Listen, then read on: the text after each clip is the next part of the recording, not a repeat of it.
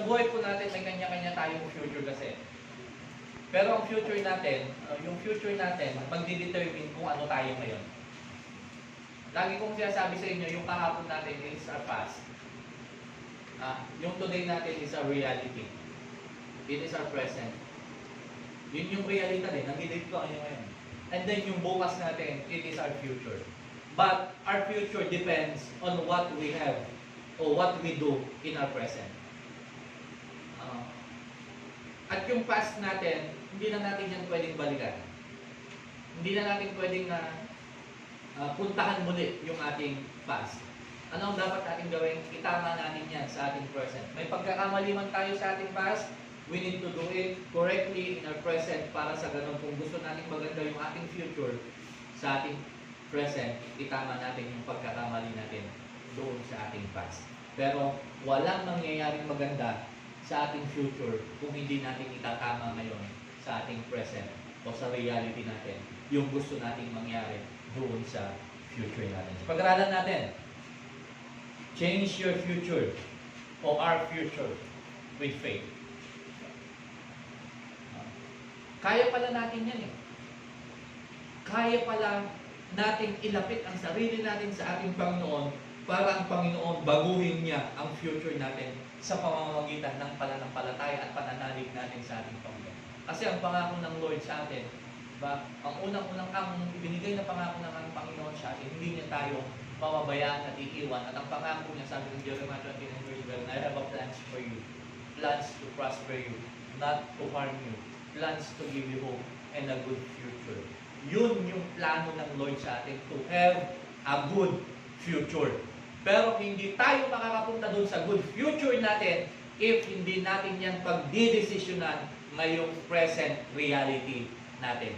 At kung lagi tayong mananahan doon sa past natin, at ang past natin ay napakaraming pagkakamali, ang past natin ay napakaraming sakit na ibinigay sa atin, ang past natin ay maraming pighati, maraming sakit, maraming pasakit at maraming kang pagluha na ibinuhos doon sa ating past. Kung dyan tayo mananahan at yan ang lagi nating aalalahanin, hindi natin maitatama ngayong reality natin, hindi natin makakamit yung pangako ng Lord sa atin na good future. Kailangan ngayon pa lamang, habang may pagkakataon, itama natin lahat ng pagkakamali natin ng past. Itama natin ngayong reality natin, ngayong present natin, nang sa ganon, makamit natin yung plano ng Lord na good future. Hebrews chapter 11,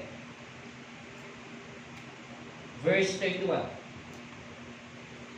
By faith, the prostitute Rahab, sino sa inyo nakarinig na dun sa buhay ni Rahab? Ni Rahab. Because she welcomed the spies, was not killed with those who were disobedient. Sa Tagalog, basahin lang natin.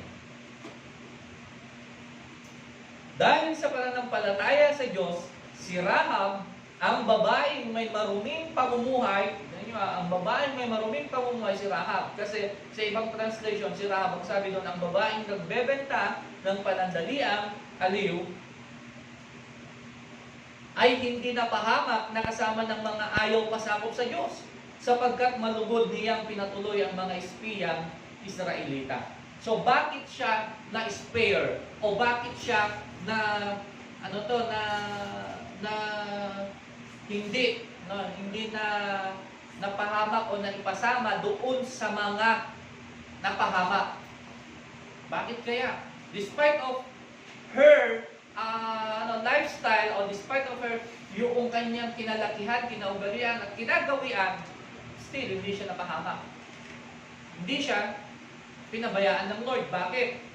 Kung mapapansin natin, doon sa Joshua chapter 2 verse 1, doon unang binanggit yung pangalan ni Rahab. Sa Joshua chapter 2 verse 1, she called the prostitute named Rahab. She is also called Rahab the prostitute in Joshua chapter 6 verse 17. And again in chapter 6 verse 25. And then meron din sa New Testament. Sa Hebrews chapter 11 verse 31. Sinabi rin yung term o yung word na si Rahab pinapakilala bilang isang prostitute. And then sa James chapter 2 verse 25. Sa Bible, 5 beses siyang sinabi o 5 beses na in-illustrate, 5 5 beses na nabanggit yung kanyang pangalan.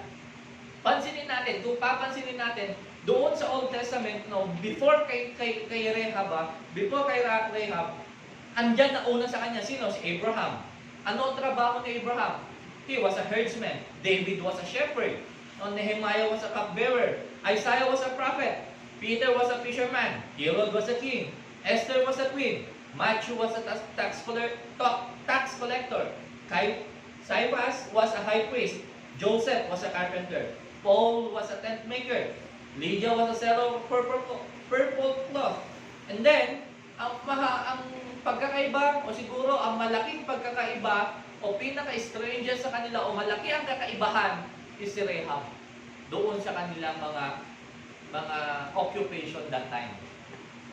Kasi before, ang pagiging ang prostitution is an occupation, trabaho. Pero syempre wala namang may gustong magtrabaho ng ganyan. Pag-aaralan natin yung buhay ni Rahab, kung paano napalitan yung kanyang future sa pamamagitan ng kanyang pananampalataya sa ating Panginoon. And then dito sa Hebrews chapter 11, tingnan niyo yung mga ginamit o kinompare ng Lord, yung ginawang example ng Lord sa pamamagitan ng kanilang faith. Okay, yung una diyan, binanggit niya si Abel, binanggit niya din si Enoch, binanggit niya si Noah, binanggit niya si Abraham, binanggit niya si Sarah, si Isaac, si Jacob, si Joseph, si Moses, and then suddenly doon sa chapter 11 verse 31 si Rahab. Dahil sa pananampalataya ni Rahab, nailigtas siya.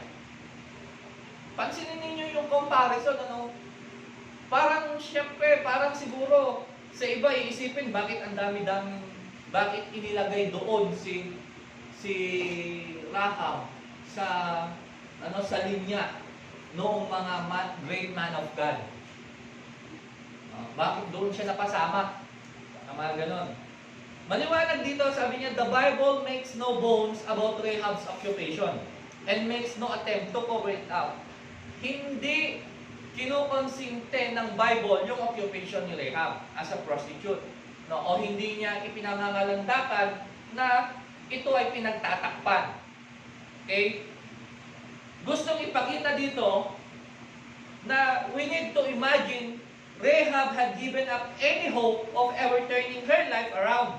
Yung parang sa isang babae siguro, yung pagiging isang, itong sasabihin natin, yung kagaya ni Rahab as a prostitute, parang masasabi natin na sa isang babae, yan na yung parang pinaka level ng kanilang buhay na parang nasa ilalim sila. Parang down na sila. Parang masasabi natin na pagka sila ay nandun sa time na yan, sila ay nasa pinakamalalim na.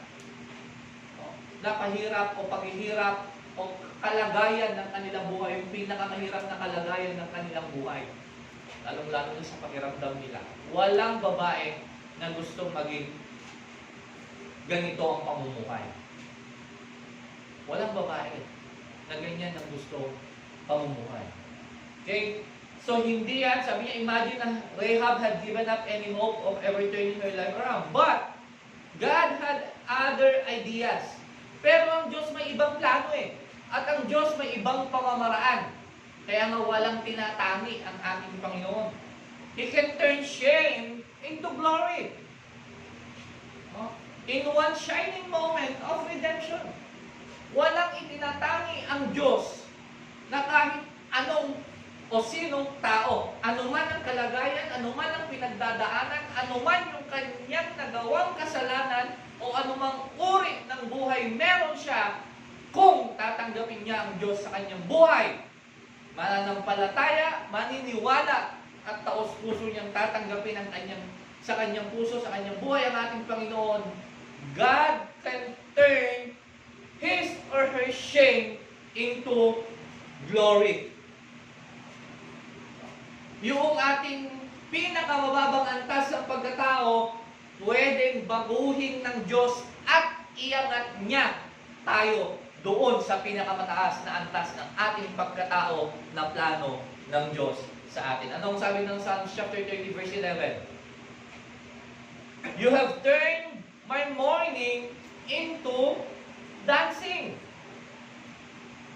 Kaya palang palitan ng Diyos yung ating pagluluksa, no? Sabi sa kagalakan, o kayang gawin ng Lord na even tayo ay nagluluksa, papalitan niya yan ng kagalakan. Ano mang meron tayong pinagdadaanan na negative o trials o problema sa ating buhay, God can turn that mourning, that trials, into dancing or into triumph. God can turn our trials into triumph. Kayang gawin ng Lord yan. Kayang gawin ng Diyos yan sa buhay natin. And even in a single second of our life, magugulat na lang tayo. Binago tayo ng Diyos. Hindi natin kayang baguhin sarili natin. Walang tao na may kakayanan na baguhin ang kanyang sarili. Pero kaya ng Diyos na gawin para sa ating sarili. Ang kailangan natin is we need to turn back to God. Sabi dito, you can never change your past. Totoo naman. Hindi natin kayang palitan kung ano yung ating nakaraan. But you can change your future. Pero pwede nating palitan ang ating hinaharap. Sa paanong paraan? Itama natin sa ating kasalukuyan. Kapag naitama natin ang ating kasalukuyan, ang ating present, God is faithful to His promise na yung ating magiging future ay magiging good as He promised in His Word that He gives us a good future.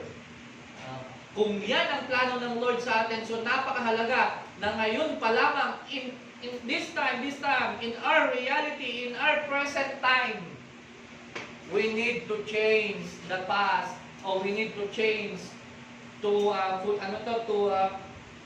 yung itama, to correct the mistake that we did in our past. Nang sa ganon, in our reality, lahat dito ngayon, dito natin gagawin yung mga bagay na dapat natin gawin. Nang sa ganon, pagdating natin doon sa future natin, masasabi natin, buti na lang itinama ko ang aking pagkakamali, nakarating ako ngayon dito sa future ko. Kasi kung hindi natin itatama at aayusin ang ating kasalukuyan, hindi natin makakapit yung good future na ipinangako ng Lord. Si Rahab, although alam niya na ganun yung kanyang kalagayan, although alam ng maraming tao kung anong klase ang kanyang kalagayan, but still, ginamit pa rin siya ng Lord. There are many things we don't know about Rahab. Hindi natin alam. Marami, parang sa atin, sa mga taong kakilala natin. Although alam natin yung isang tao kapag nakita natin, nagkakaroon na tayo minsan ng idea kung sino siya. Pero ang totoo, hindi natin alam kung bakit yung tao na yan. Halimbawa, yung isang tao, nakita natin umiiyak. Nakita lang natin, may nadaanan tayo umiiyak. Wala, ba't kayo umiiyak yun? Siguro may namatay.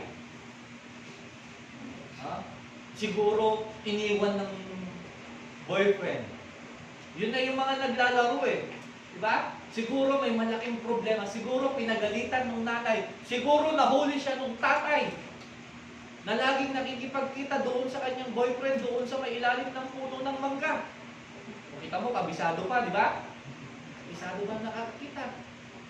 Marami nang naglalaro sa isipan ng tao kapag may nakita siya o nakita niya ang isang tao. Pero ang totoo, hindi natin alam ang tunay na dahilan kung bakit umiiyak yung tao na yun. Ganon din kay Rahab.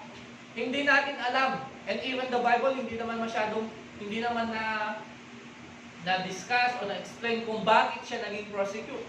So, there are many things we don't know about Rahab. First, we don't know how she became a harlot. Sabi ko sa ibang translation, yung harlot is also a prostitute. Yan yung ibang translation niya. Secondly, we don't know her family background. Hindi natin alam kung ano ang background ng kanyang pamilya. We don't know her religion. Hindi rin natin alam kung anong kanyang religion, except that she was not raised to believe in God.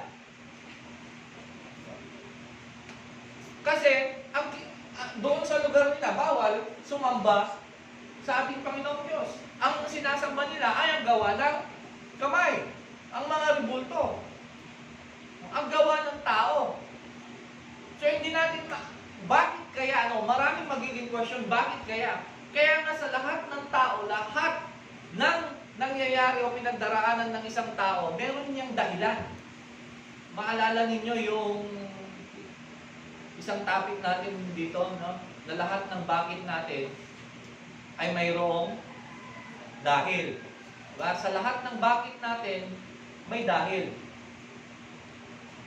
Lahat ng why natin, merong because. Tama ba? Ano bang taga-English yung dahil? Because. O, di kung i-English natin yon, yung sa lahat ng iyong dahil, sa lahat ng iyong bakit, ay mayroong dahil. Kung i-English mo, in all your whys, there is because. Parang mas maganda na lang sa Tagalog, ano? Mas maiintindihan. Sa lahat ng bakit natin, mayroong dahilan yan eh. Questionin mo yung sarili mo, bakit ko nararanasan to? Kasi nga dahil may nagawa ka. Bakit kaya? Lord, bakit hindi kita maramdaman? Baka dahil lumalayo tayo sa Lord. Lord, bakit hindi ko makamtan yung pagpapala? Baka hindi mo ginagawa yung susi ng pagpapala para buksan yung durongawan ng langit. Lord, bakit ako nahihirapan? Baka hindi mo pinapadali. Lord, bakit ako bumagsak? Dahil hindi ka nag-review. Diba? Lord, bakit ako pinagpalit? Baka hinayaan mo ipagpalit ka.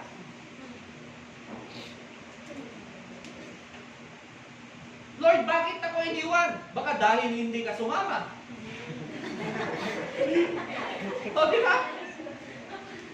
Kaya lang naman naiiwan dahil hindi sumasama. Lord, bakit ako naiwan nung nag-rapture? Dahil nga hindi ka sumama doon sa plano ng Lord. Kaya hindi ka napasama doon pagdating ng rapture. Kaya sa bawat bakit natin, may kanya-kanyang dahil yan. At don't question God. Oo, minsan na-question natin ng Lord. And even minsan, Lord, gumagawa naman ako ng ipinapagawa mo. Nagdirin ko naman ako. Bakit nararamdaman ko? Pero doon sa question ko na yan, ilang minuto lang, dumarating ka mo doon sa realization na hindi ang Lord ang may dahilan o hindi ang Lord ang may kagagawan sa lahat ng nangyayari sa atin. Kundi merong dahilan na mas matinding nagawa ang tao kung bakit marami tayong nararamdaman ng mga bagay na kuminsan ay hindi pabor sa atin. Sa pakiramdam natin, hindi natin deserve. Sa pakiramdam natin, hindi natin dapat maramdaman yun. Pero, dahil may nagawa tayo na yun yung magiging dahilan para maramdaman natin yung mga bagay na ayaw natin, minsan naghahanap na lang tayo ng tao o ng kung sino na masisisi doon sa pagkakamali natin. Which is mali. Kaya sa lahat po ng dumarating sa atin, don't question God. Ask God. Iba yung nagtatanong sa nanunumbat. Yung question na sinasabi doon sa English yung huwag natin susumbatan mo. Kasi kung minsan, nagiging panunumbat yun eh. Lord, bakit ito nararamdaman ko? Naglingkod naman ako sa iyo Lord, bakit ito nararamdaman ko? Mabait naman ako Merong panunumbat yun eh. Tanungin natin, Lord, ano ba ang dapat kong gawin para hindi ko maramdaman ko? Ano po ba ang dapat kong gawin para maitama ko yung mga bagay nang sa susunod hindi ko na maramdaman ito? Lord, ano ba yung bagay na dapat kong gawin para sa susunod hindi na po ako iwan? Lord, pangit ba ako? Kapalit-palit na.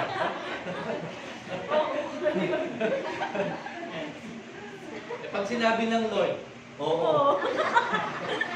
Ano yung sasagot mo? Kaya pala. Yun lang yung sasagot mo.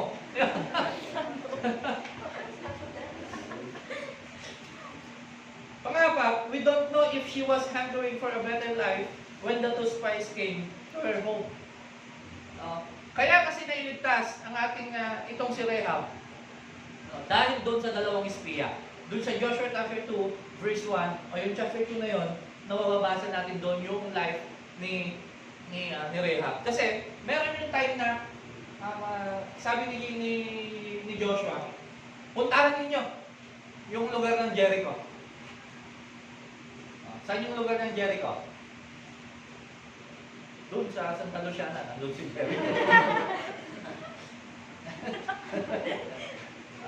Sabi niya, puntahan nyo, tiktikan nyo.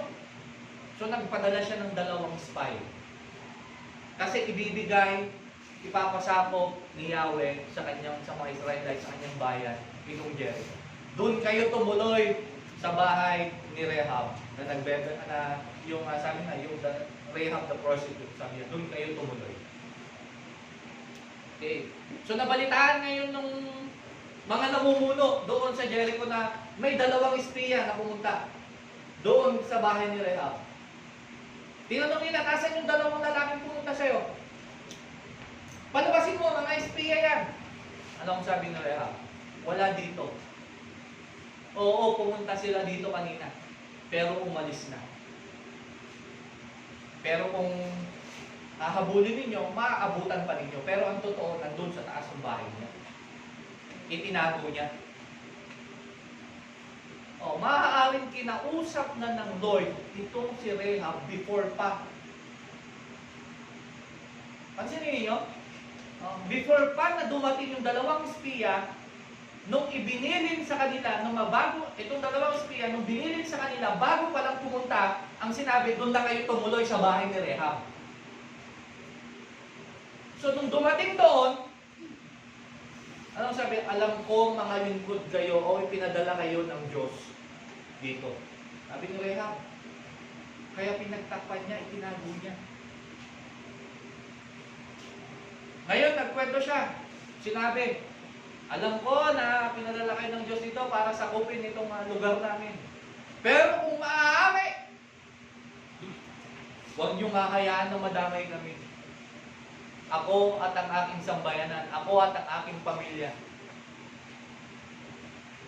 Ano ang pangako ng dalawang spy sa kanila? Ang aming buhay, ang saksi, hindi ka mapapahamak. Maging ang iyong pamilya. Basta sa oras na sasakupin at ibibigay na sa amin ni Yahweh ang lugar na ito, papasukin mo ang lahat ng mahal sa buhay, ang lahat ng pamilya sa iyong tahanan. Huwag mo silang palalabasin kasi hindi namin pananagutan ang mga lalabas sa iyong bahay. At huwag ka rin magkakamali na sabihin yung plano namin paglusog kasi hindi ka na namin pananagutan kapag sinabi. So yung nagkaroon sila ng kasunduan. So ano-ano yung mga bagay na dapat nating tandaan o dapat nating maalala o dapat nating alamin dito sa buhay ni Rehab. Una, she has a hopeless beginning. Ang hirap na ito, di ba? Ang hirap na ito yung magkaroon ng parang yung hopeless beginning natin. Yung parang mag-uumpisa ka pa lang, wala ka ng pag-asa. Di ba? Ang hirap kaya nun, yung uumpisahan mo pa lang yung isang bagay pero parang pakiramdam mo, wala ka ng pag-asa. Di ba dapat sa umpisa pa lang, andyan na yung malaking pag-asa? Yung mag-uumpisa ka pa lang, kaya mo nga uumpisahan yun, kaya mo nga itutuloy yun dahil may nakikita kang malaking pag-asa. Pero sa kanya, hindi. Kasi yung paninimula niya, ganun na siya.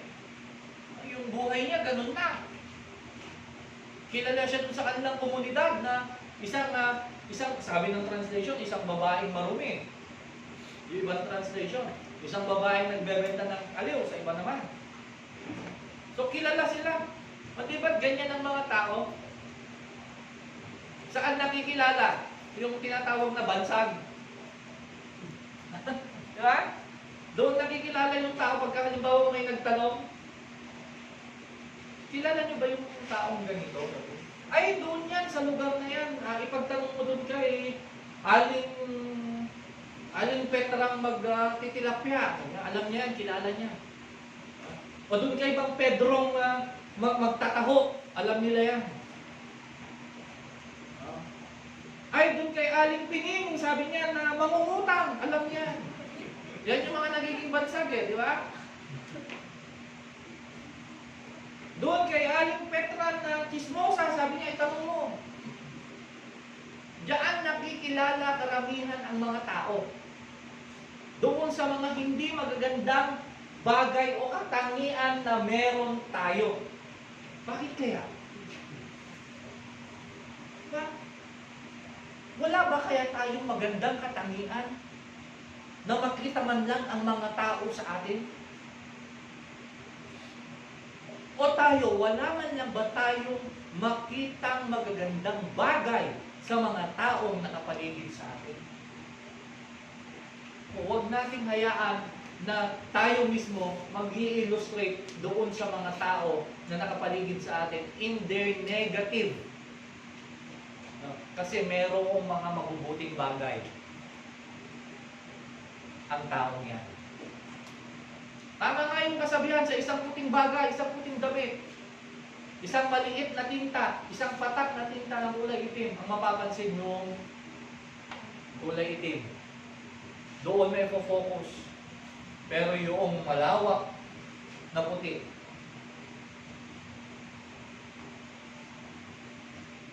diba? Halimbawa, pag gising mo, ang laki ng pimples mo dito. Hindi ka na mapakali. Diyan ka na nakafocus. Kapang pangit. Lang pangit ko na nga mo, may pimples ako, lang pangit ko na. Isa pa lang yan. Huwag ka mag-focus doon. I-focus mo, ang laki pa nun. May mata ka pa na malalaki, di ba? Ang ganda na malalaki na may ilong ka pa na. I-focus mo. Buti na lang ka. Ang laki ng pimples ko, buti na lang maganda yung mata ko. Ako! Buti na lang maganda yung ilong ko. Di ba? Kahit kas ka natupakan ti elefante, huwag ka. Bagay kanya. Huwag tayong mag-focus doon sa mga negative. Kasi lagi ko ang sinasabi kung i-focus natin yung negative, wala na tayong makikita positibo. O parang doon sa lente ng camera, lagi kong ganyan ina-example, yung lente ng camera, sino ang nakakakita? Ikaw lang, di ba? Pag sinilip mo yung camera mo at nakita mo dun sa lente, at mayroon kang magandang bagay, gusto mong i-focus yung isang bagay, pag finocus mo yan, yung bagay na pinofocus mo, yun lang ang makikita mong maliwanag. At yung nasa paligid nun, malabo na. Kung ang i-focus mo at kung ang mag-focus ka doon sa malabo, sa paligid mo, hindi mo makikita ng tama yung maliwanag na ipinofocus mo. Kaya sa buhay natin, i-focus natin kung ano talaga yung pangarap natin. Mararating natin yan. Mararating natin. Hopeless beginning. The fact that she was a harlot magnifies the grace of God by demonstrating that even the lowest of the low could find a place in God's family. Pinapatunayan lang dito na kahit tayo ay nasa pinakamababa pa ng uri ng antas ng ating pagkatao, God has a place in His family. Inihandaan tayo ng Diyos ng lugar para sa kanyang pamilya. Sabi niya, come, join me. Join me. Hindi tinitignan ng Lord kung sino ka noon. Kung sino tayo noon. Ang tinitignan ng Lord kung sino tayo ngayon. Para makarating tayo doon sa plano niya bukas sa atin. Kaya huwag tayong manahan doon sa kahapon. Huwag tayong manahan sa nakalipas. Hindi tayo makakarating doon sa ating bukas. And then after that, after of her hopeless beginning, She now has a concern for the safety of her extended family. She doesn't want to be saved alone. O nagkaroon siya ng concern sa kanyang family. Ayaw niya na maligtas mag-isa. O sino sa atin dito lang gusto lang natin na maligtas, tayo na. Lord, pag nag-rapture, iwan mo yung kapatid ko kasi baka bumulot tumanin, badok ijay eh. Para wala na akong kaaway doon. Baka pag sinama mo siya sa langit, mag-aaway lang kami. Maingay lang yung langit. Dapat magkahiwalay kami. O sige, sabi ng Lord. Oo, dapat magkahiwalay kayo. O sige, ikaw ang maiwan. Siya ang isasama ko, papayag ka? Hindi, di ba? Pero itong si Rahab, nung narinig nila yung pangako na yun, ang sabi dito, Joshua chapter 2, verse 12. Basahin natin. Joshua 2 verse 12.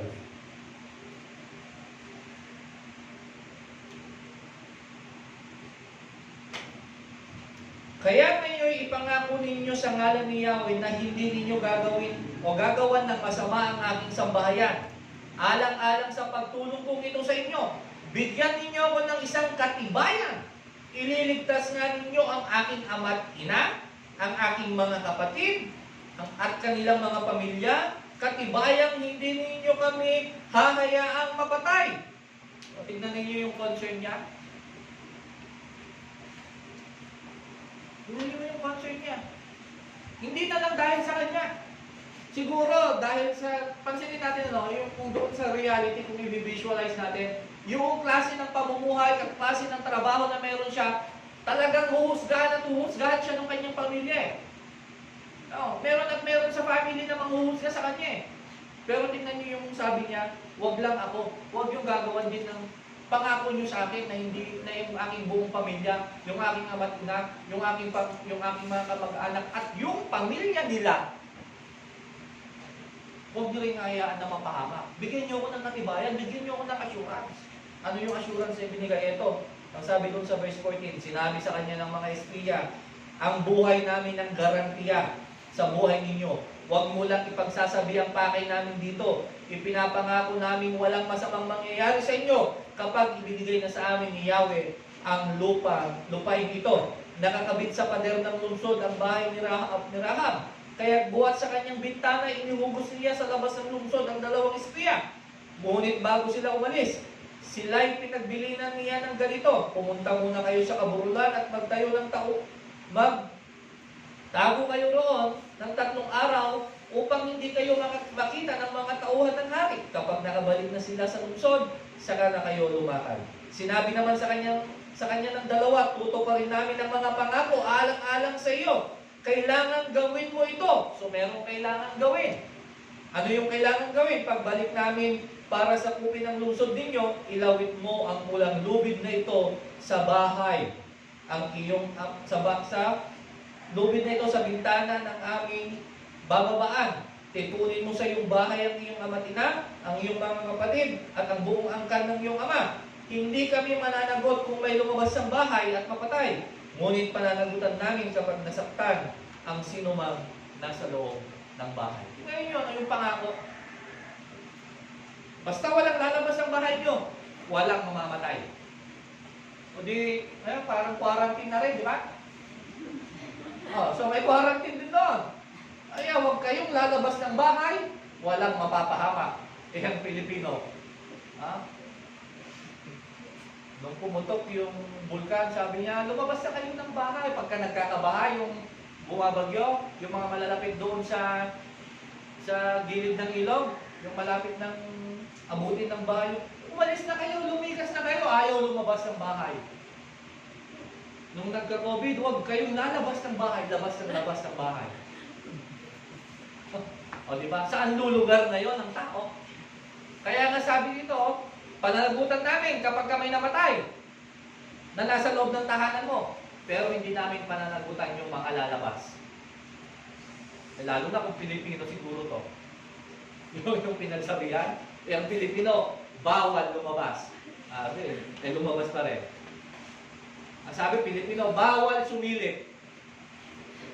Yung Pilipino, walang nakakita eh. sisilipin pa rin din. Bakit kaya may nakalagay na bawal sumilip? Di ba? Ayan, bawal galawin. Sabi, gagalawin. Bawal upuan. Ay, yung Pilipino, nakagawin lang ako, hindi mo upo. Di ba? Sa mga mall, may nakalagay doon, bawal umupo. Sabi, pagka wala namang nakabantay, nakaupo namin, ay, bawal pala. Pero nabasa na niya.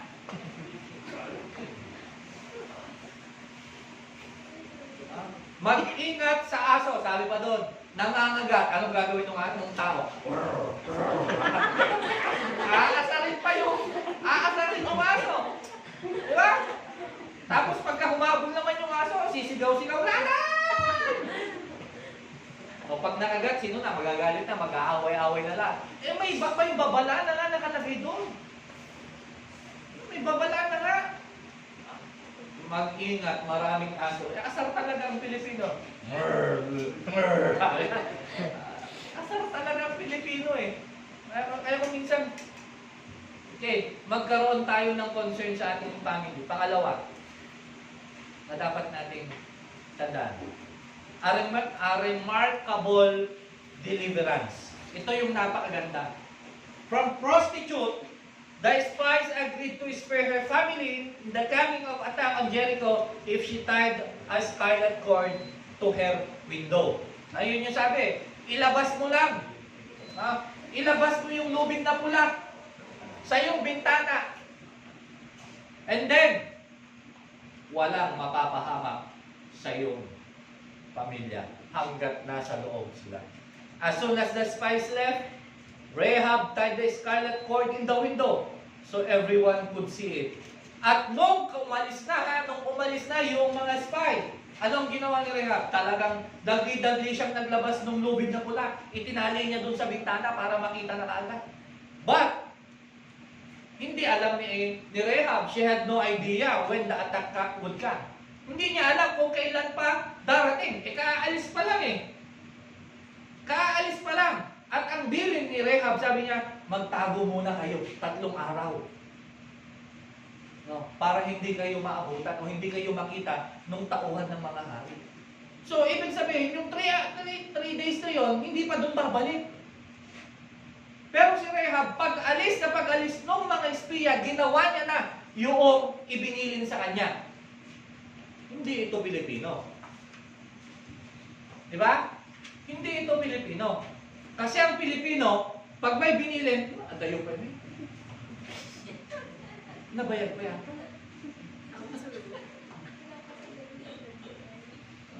Hindi pa naman dumarating. Wala pa. Sinabi na nga may paparating na bagyo. May binabantayan po tayong bagyo ngayon sa Northern Luzon. Sabi na yan, ano ba yung kanlurang bahagi ng Luzon? O diba, sabi ni Kuya Kim, may binabantayan. Lumakas na dahil nakawala, hindi niya nabantayan, nakatulog.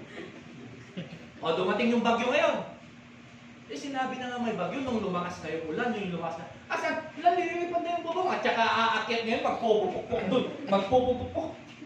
Anong ginagawa mo dyan? Malakas inahangin na yung bubong namin eh. Sinabi na nga na may paparating. Nung wala pa kasi, awan data. Mainit eh. Tayo, mahilig tayo sa mga tansya-tansya eh. Di ba? Ay, hindi uulan yan, no? Hindi naman makulimlim sa akin. Alas 12 ng tanghali, alangan na makulimlim. Siyempre, masikat yung araw. Pagdating ng hapon, umulan. Saka mo ilalagay yung bubong. Di ba? Saka natin gagawin yung mga bagay na dapat natin gawin kapag nandun na tayo sa oras. Halimbawa, may gera. Magbuwan na kayo ng bala, mag-ipon na kayo ng bala. Hindi, wala pa yan, mamaya pa naman. Ayan, nabiglang. Siyempre, ang kalaban, hindi aatake yan kung kailan ka handa. Aatake yan kung kailan tayo hindi handa. Umatake na, sasabihin mo, time first! Wala pa kaming bala. Kamo doon, time first. Ang daya-daya naman, walang sumugod kayo, hindi kami handa. Kaya kami natanong, pwede ba yung gano'n? Ano yan, bata? Uuwi ka doon. Nanay! Binaril ako. Ang daya naman nila, hindi pa kami handa. Duguan ka na. Tsaka mo pala magsasabi na, hindi gano'n. Ito, si Rahab, pag-alis pa lang, Inilawit niya na yung lubid kasi ang pangako sa kanila, ilawit mo yung lubid na pula. Yan ang tanda na ito yung bahay na tinuluyan namin. Kasi siyempre, yung lugar na yan, yung bahay pare-parehas. Yung structure ng bahay pare-parehas. Iisa yung disenyo, iisa yung material na ginawa. Hindi talaga Pilipino. Sa Pilipino kasi ayaw man yung may kagaya. Diba? Ayaw nang may katulad yan kahit sa subdivision, tignan ninyo. Ang subdivision, diba? Kaya nga dapat subdivision, dapat pare-parehas yan. Pare-parehas yan Pero dahil nga Pilipino, ay, sa badyak yung kulay na ito bago. Ayaw ko nang may kaparehas. Ginaya nung palitan na naman. Agtutulan din kami natin. Hanggang sa maging rainbow yung bahay mo. Imagine that, hindi niya totally alam kung kailan yung exact date para sila ay lusubin. Pero dahil nakasalalay doon sa ipinangako ng dalawang espiya sa kanya, yung buhay niya at buhay ng mga mahal niya sa buhay, naganda siya. Pagdating doon sa loob ng kanyang tahanan, sinyeran niya yung kanyang pamilya. Sabi niya, basta't nandito tayo sa loob, ito yung pangako sa akin. No, huwag tayong lalabas. Huwag nating intindihin. Kung makarinig man tayo ng mga pagsabog ng mga kutukan, kung nakarinig man tayo ng away, ng gulo, huwag tayong lalabas para mabuhay tayo, para mailigtas tayo. Hindi talaga Pilipino. Kasi ang Pilipino, makarinig lang ng kung ano Oh! Uy! Anyajay! Lalabas na ng bahay yan. Dali-dali, nahanap yun. Saan ka pupunta? Sabi nung kapitbahay, ada ng likod dyan. Nakatuwa na kayo.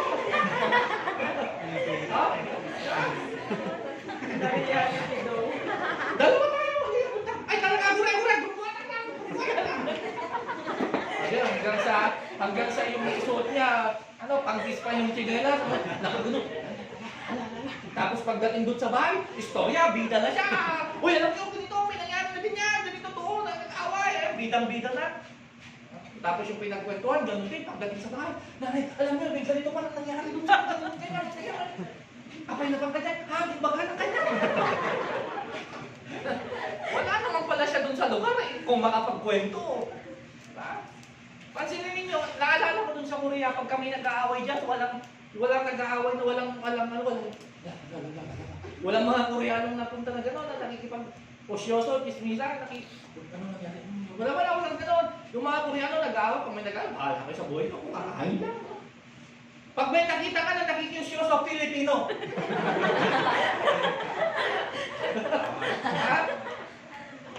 Bakit? Nung sa lugar na pinupuntahan namin, yung lugar ng mga Pilipino talaga doon, na paglinggo, pinupuntahan sa subway pa lang, pag-akyat mo ng subway station, paglabas mo ng gate na gano'n, may makikita ka, bawal magtapon ng basura. Tagalog! Kanino pinapatama? Alaga naman sa mga Koreano, maintindihan nila yun?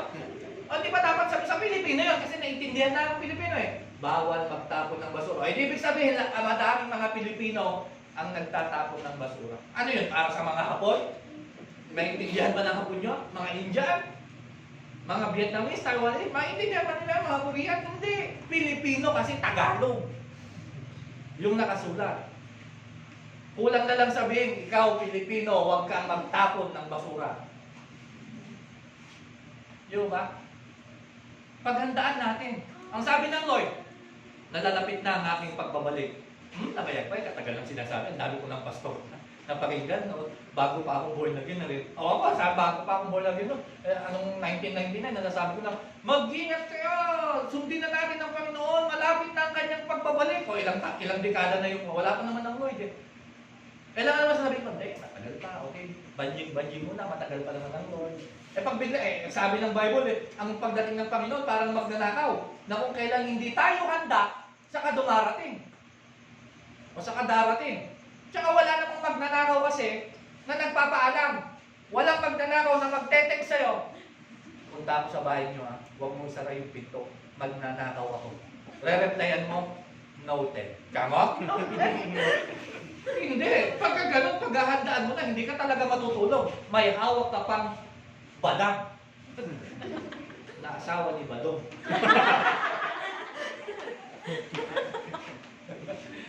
Di ba? Paghandaan mo, kung ganyan, kung sasabihin ng Lord kasi na, sa December 31, 2020, 11:55 p.m., yan ang rapture. Pag yun ang sinabi ng Lord at nakalagay sa Bible, o di magpakasama tayo hanggang December 31, 11:54 p.m. Yung 1 minuto, Lord, patawad po sa mga pagkakamali nila. Diligtas tayo na. Kasi nakaingi tayo ng tawad before. Di ba? Kaya nga hindi sinabi ng Lord na gano'n eh. Basta malapit na ang ating pagbabalik. Hindi ba tayo excited? Halimbawa, mayroon tayo mga kamag-anak na darating ng ibang bansa, matagal na natin hindi nakita. Hindi ba tayo excited sa muli nilang pagbabalik? Eh ngayon, hindi tayo excited kasi baka COVID. Kasi noon, pagka may dumating na OFW, kahit hindi mo kamag-anak talaga yan, pupunta, papasyal ka, hindi pa pagnanadya, balay na. Tapos pag hindi ka napansin, babalik ka pa. Pag hindi ka napansin, babalik ka. Hintay ka ng chocolate. Tatawagin. Eh ngayon, pagka dumating na yung OFW, tago ka sa bahay niya. Bakit? May COVID na. Ano eh? Hindi gano'n. Eh paano pag ang Lord nang dumating? Nandiyan na si Lord, may kasalanan ako, tago! Maiiwan tayo. She believed the promise and acted upon it. Yun ang maganda, di ba? Pinaniwalaan mo at tinayuan mo. Tinrabaho mo. Mahirap kasi yung pinaniniwalaan mo, ayaw mo namang trabahuin. Nakakatikim ako ng papaya, yung ilog na papaya. Ay, yun no, may tanim pala kami. Sarap siguro niya ng tamis. Kaya lang, kaya tama siya kung bayaan na nga. Pero gusto mong tumikim ng papaya. Paano mo matitikman? Alam ka naman kunin ng Lord yan. Ayan. Nililitaw na gano'n, no? Yung ano yun, yung lulutang na gano'n yung papaya, darating sa'yo. Tapos biglang bubuka, magbabalat na gano'n ng kusa na mag-isa niya. Tapos hihiwain. Tapos isusubo sa'yo na gano'n, nakahiga ka. Hindi mangyayari yun. Eh baka kung yung papaya kasing laki ng langka, gano'n. Tapos nainis yung Lord sa'yo, biglang binagsak sa mukha mo. Wasak yung mukha mo. Hindi gano'n. Kung may pinaniniwalaan tayo, trabahuin natin. We need to stand and act on what we believe. Kailangan natin trabahuin yun. Pangatlo, 28 lang naman to. A timeless message. This is for everyone. A timeless message. Ano ang timeless message dito? That even Rahab, a prostitute, sabi sa ibang translation, maruming babae, maruming tao. Salvation for the worst of sinner, pwedeng iligtas at makatanggap ng kaligtasan ang sino mang pinakamasamang tao sa mundo. Only if tatanggapin niya ang Diyos sa kanyang buhay. Pangalawa, na timeless message is the salvation through the blood of Jesus. Ang timeless message ng Lord sa atin, He is willing to wait as long as there is a time na natitira pa sa atin. As long as there is the chance sa buhay natin, God is always waiting for us.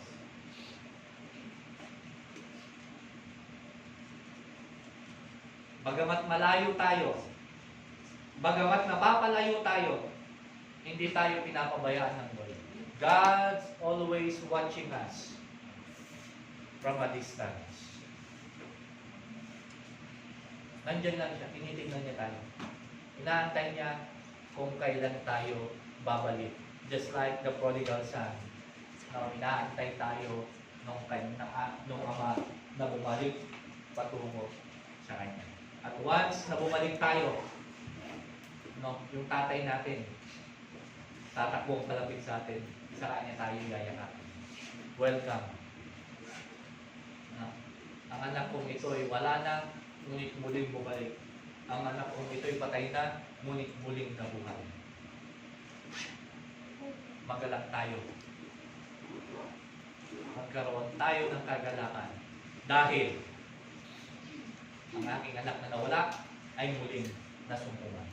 Sinin ninyo yung buhay ni Rahab. Yung buhay niya nandun siya sa lowest part of her life, pero na-spare ang kanyang buhay. Binigyan siya ng kaligtasan. Hindi lang siya, pati ang kanyang buong pamilya. Bakit? Sinabi niya ang kabutihan at ang plano ng Lord sa kanya. Anong sabi ng Acts chapter 16 verse 31? Manampalataya tayo, maliligtas tayo at ang ating sambayanan. Pero dapat may gawin tayo sa ating sambayanan. May gawin tayo sa ating pamilya para maligtas din sila. Ano yun? Sabihin natin ang magandang plano ng Diyos, ang pag-ibig ng Diyos sa kanila. Kaya kung anuman ang meron tayo na kalagayan sa oras na ito, isipin man natin na tayo yung nasa pinakamababang antas ng ating pagkatao sa mga oras na ito. Pwedeng baguhin ng Diyos kung ano tayo ngayon. Kung itatama natin yung kahapon natin, ngayon, mararating natin yung good future na pangako ng Lord. Amen. Palapakan mo natin ang Lord. Ayaw po natin tumayo. Tayo manalangin. Dakilang Diyos, salamat po. Salamat sa iyong pag-ibig sa buhay ng bawat isa. Despite na kami, Panginoon, ay isang makasalanan. Despite, Panginoon, na kami maraming pagkakamali, but still, your love, Panginoon, ay hindi nagbabago. Your love is still there, remaining us. Ang pag-ibig mo, patuloy at patuloy. Patuloy lang na nakahanda. Ang pag-asa, ang paghihintay, ang pagkakataon ay patuloy mong binibigay sa amin.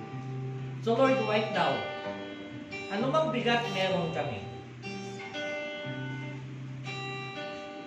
nararamdaman man namin na parang kami nasa pinakamababang antas ng aming pagkatao, Panginoon. Lord, we are here, standing in front of you, Father God. Lord, hihingi po namin ng kapatawaran ang lahat ng aming mga pagkukulang, pagkakamali, kasalanan gusto. Baguhin mo, Panginoon, ang aming buhay. Baguhin mo ang aming pagkatao.